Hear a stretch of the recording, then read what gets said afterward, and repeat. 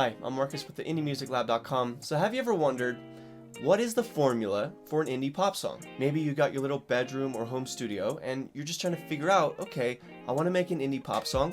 How do I make it happen? Well, my friend, if that's you, then you've come to the right place, because today you're going to learn an actionable 6-step system for producing your next indie pop song.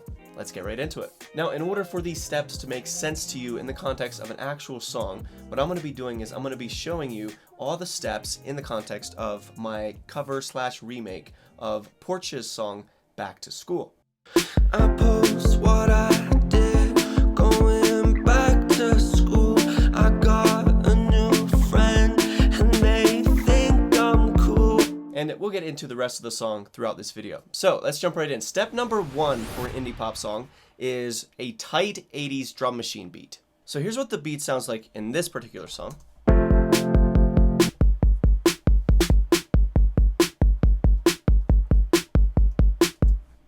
Right, so that's the basic kick and snare pattern. As you heard, the kick is basically doing like a 4 on the floor type pattern, except when the snare hits. So we've got, and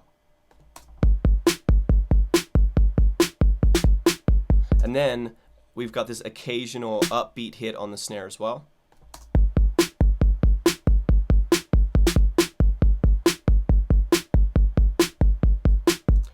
And then I just loop that. Now you want these type of loopy drum machine beats generally to be very tight, to be pretty quantized.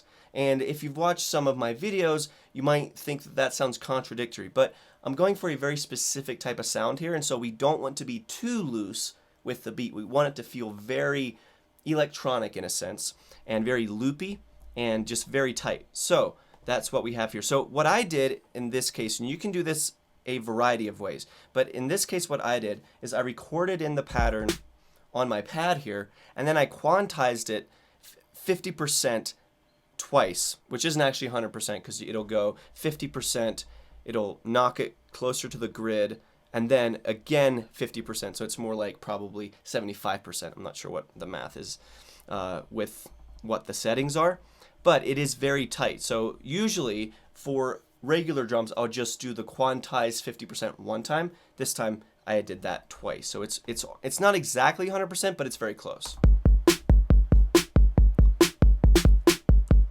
And then as far as the sound, what I'm using here, in this case I'm using Addictive Drums. Now this is from Real Machines. This is a pack that I bought for Addictive Drums.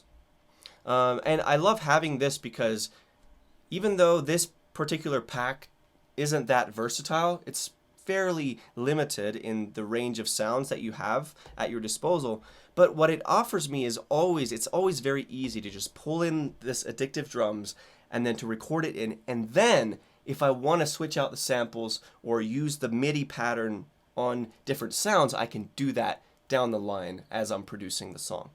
But in this case, I actually thought that this 80s 808 sound sounded quite good. Now, in a case like this, you can 100% find an audio loop from like Splice or Noise or wherever you get your loops from. And if you're not very good yet at recording in patterns and making drum beats, for this type of sound where you want that loopy, repetitive drum sound, make sure that when you do find a loop, when you do find a drum machine beat that you like from Splice or wherever, that you save it, that you make sure that you know where to find it next time that you want that sound. So you can 100% use a loop, because that's essentially what I'm doing anyway, is I'm just looping this over and over. Although as we come over here, you can see that we're adding in a couple elements, and what we're adding here is a hi-hat and a clap, an 808 clap. And I got a little sun on my... The hi-hat is just straight, and then I'm layering in that 808 clap. Right. With the snare that we already had. So that's what's happening there. And then I'm doing one more thing in the bigger section of the song over here, is these drums stay the same. We've got the kick, snare, the 808 clap, and the hi-hat. And then I just pulled in a whole different preset of Addictive Drums. This is just from the United Pop Pack. right? So that's the sound, and I just duplicated this pattern so that you get a bit more beefiness for the bigger section of the song here. Into your car and you drove. Right, so that's just layering in. That's the main one, and then it gives it just a little bit of a lift. So that's step one for this style of indie pop. You want a really tight and loopy 80s drum machine beat. All right, step number two. The title for this one is a bit long and unnecessarily convoluted, but I didn't know how to shorten it, so here it is. We have piano chords plus electric guitar arp, left, right. What is the rest of it? Okay, what do we got? Piano chords plus electric guitar arp, left, right, duo. That's it. Don't worry, this will make sense here in a second. So what we're doing here is we've got the drum loop down, right? Now what we want to do is add some instrumentation. And we're going to go left and right. And so we want to think with this duo type of thought process here. We're adding two main elements when it comes to the instrumentation. The one is a keyboard or a piano sound. And in this case, I went with an electric piano sound because that is also what is in the original of this song by Porches. Right, so it's just that sound.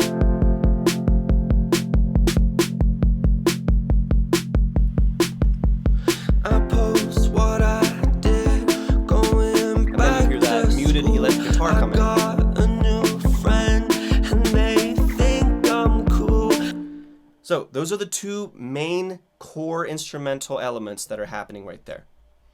Now, as far as the chord progression, right, so it just starts with this little riff, lands on just the one chord right there.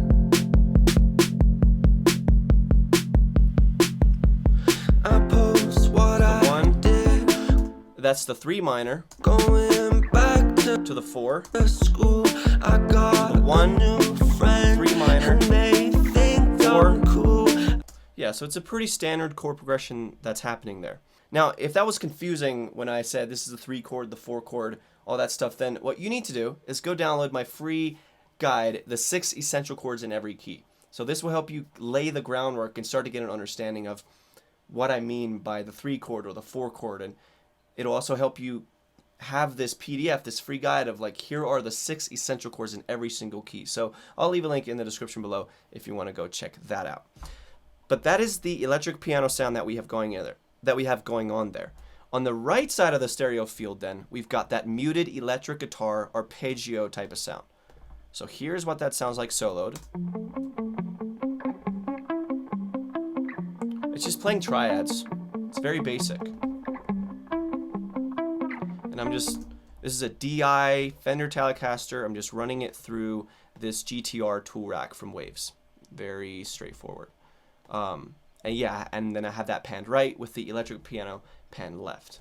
Cool. And then the voice down the middle. Baby face, gonna make them drool. I'm going back. And this duo thing here really helps give this song that extra flavor. It makes it feel like a real song, because if we take this guitar away and it's just the keyboard, it's fun. But it's just block chords, right? The electric guitar has that faster movement. Now you're like, oh, now I'm into the song, right? So that's very powerful.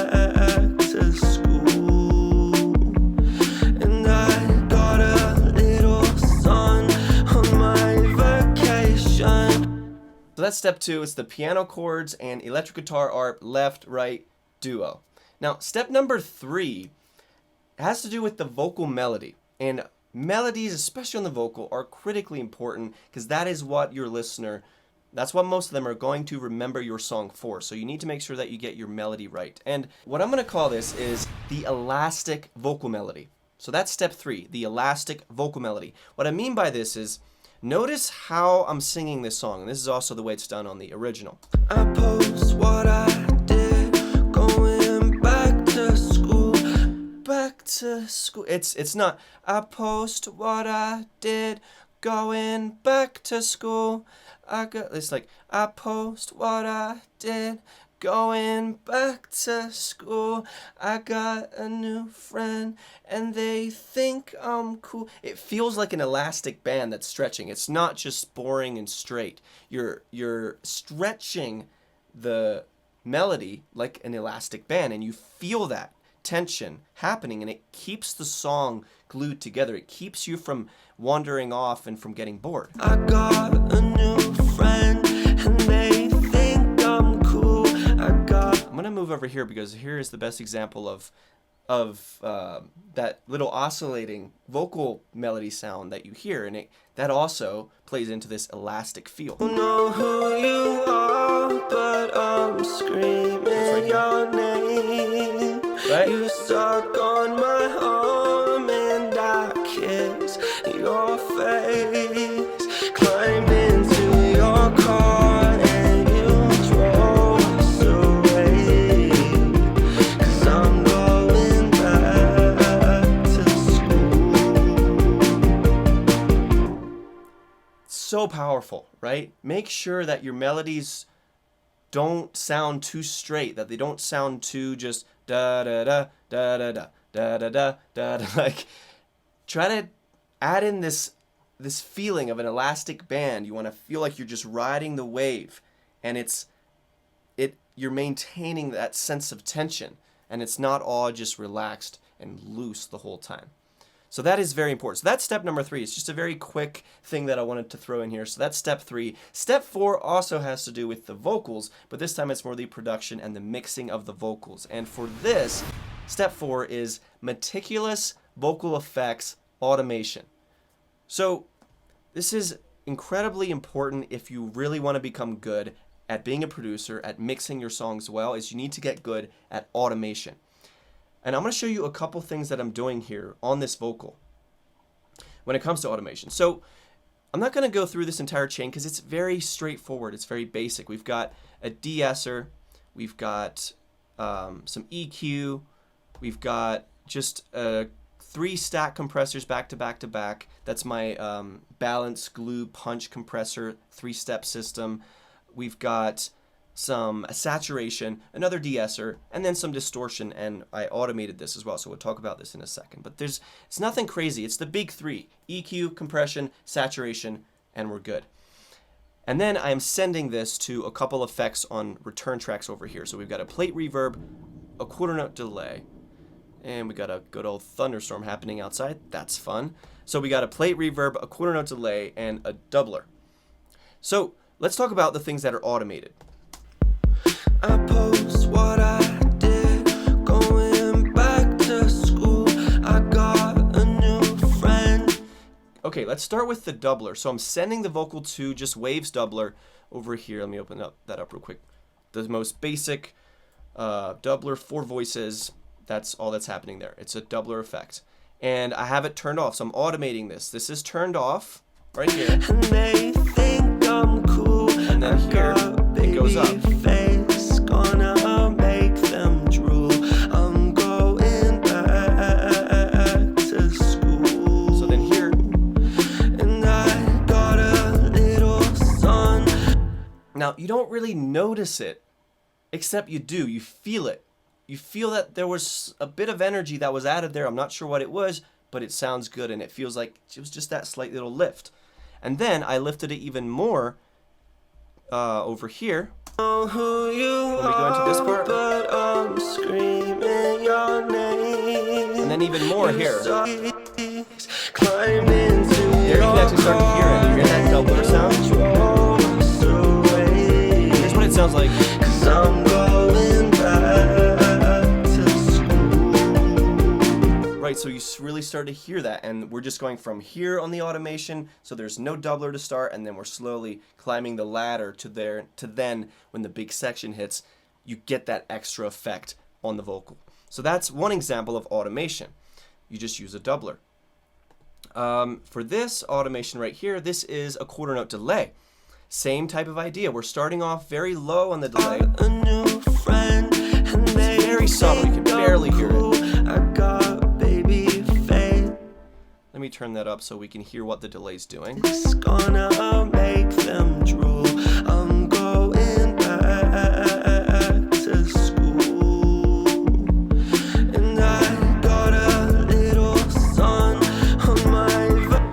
it's just an 8th note dotted delay here in lo-fi mode. Valhalla delay is just a beautiful sounding delay. And that's basically what's happening there. So now as far as the automation, it's this one. Again, we're just kind of climbing the ladder. It's hardly active here. And then here, I turn it up. And I got a little sun on my vacation. And then over here, when everything drops out except that synth arpeggio and the vocal, I crank the delay. 'Cause I don't know who you are, but I'm screaming your name. You suck on my arm and I kiss your face. Climb into your car and you drove us away. So I'm automating the delay. As you hear there, it's beautiful. It creates that progression, that story-like structure to your song. And one more quick tip about delays like this is I have the high cut on the EQ all the way down to almost 2K, as you can see here. So it's filtering it out. The delay has a very blanketed sound, and it gives it that very nice warm delayed effect. And then I also have a little bit of reverb on this delay signal on this channel. That way that delay doesn't sound as dry. And it's just a small thing that I did there. So the automation on the delay. There's one more automation thing that I did here, and that is with that distortion plugin that was on the lead vocal. This red light distortion, this is a stock distortion inside of Studio One, and the mix is very low. So so it's at only 8.5% on the mix knob. Let's see what it sounds like.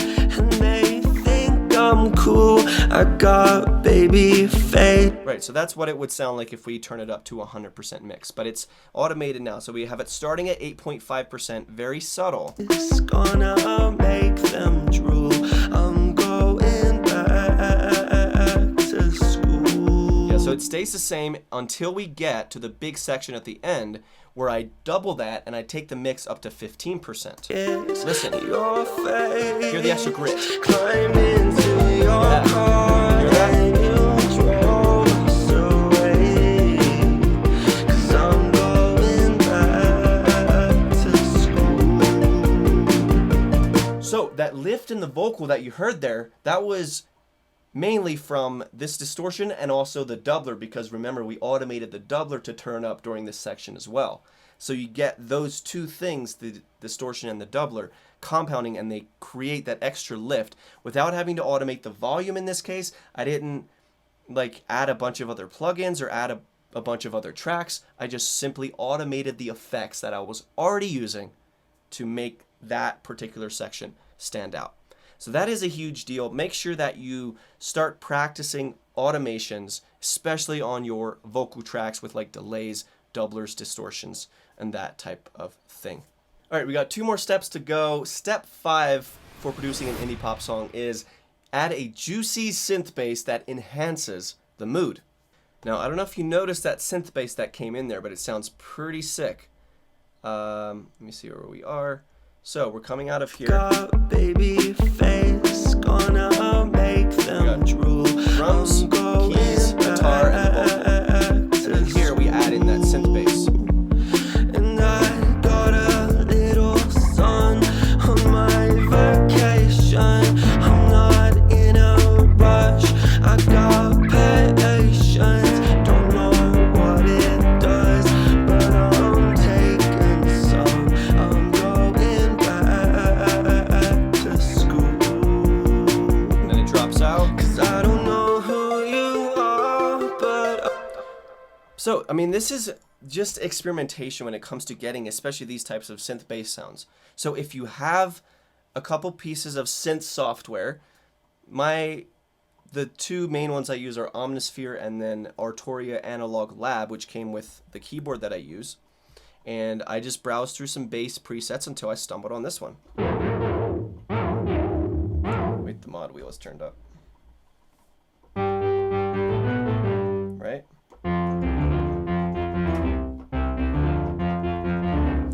And then it's just playing this pattern. It adds in this little intro riff as a wave. and I got a little sun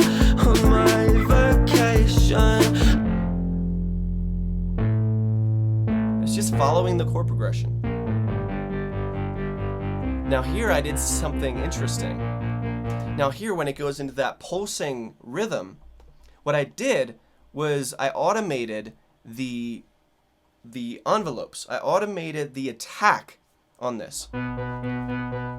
Notice how the attack isn't like it was. It's because this is how it was earlier, and then notice how as I move this attack knob up, it creates more of that effect.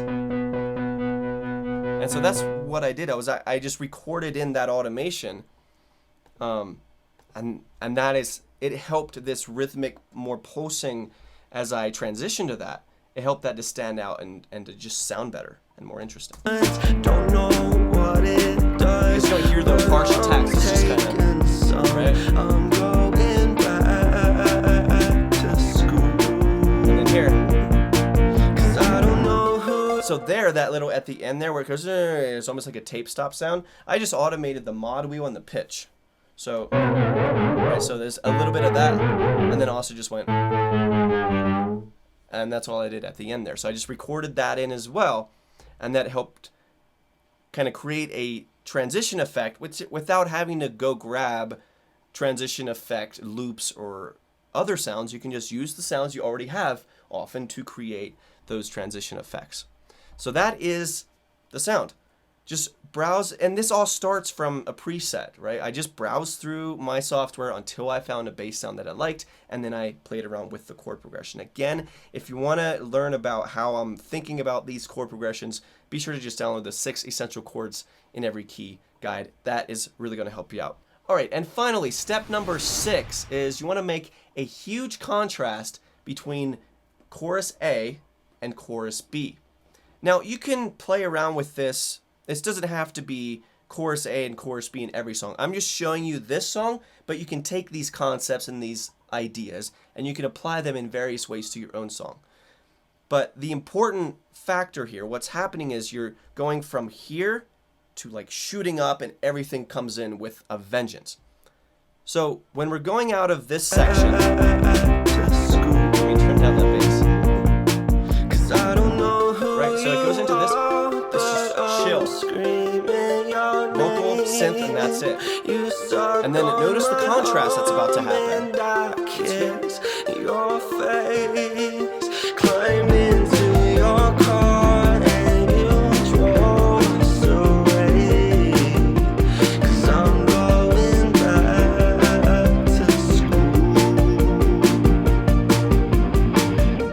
And what we're adding here is we're just bringing all the elements back in that were here, like the drum loops.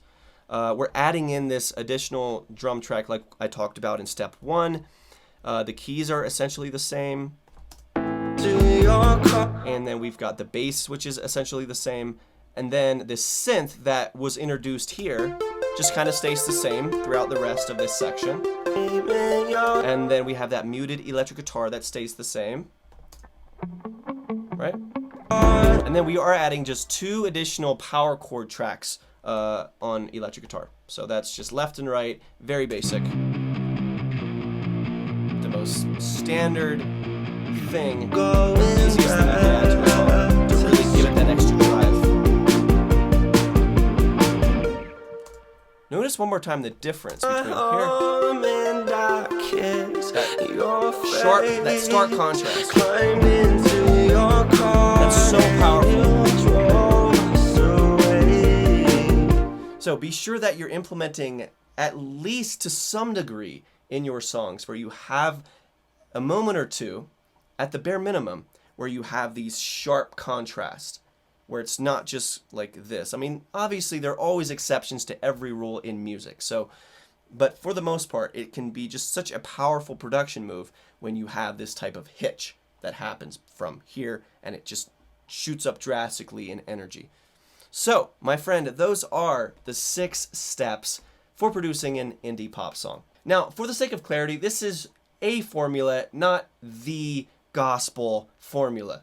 There are a plethora of ways in which you can go about producing an indie pop song. This is just one way, but I hope that this helped give you some clarity. I hope that it helped give you just some extra understanding of how you can build a song, how you can build dynamics, how you can do things like automation, and use an elastic vocal melody and add in a nice synth bass to just make your song feel very professional and have that indie pop type of quality to it. So if you want to dive deeper, like I mentioned earlier, I have my 6 essential chords in every key guide. So if you want to start understanding the chord progressions that you use, or the chord progressions you want to use, and you want to get better at the number system, understanding everything surrounding chords, then be sure to grab yourself a copy of my free 6 essential chords guide.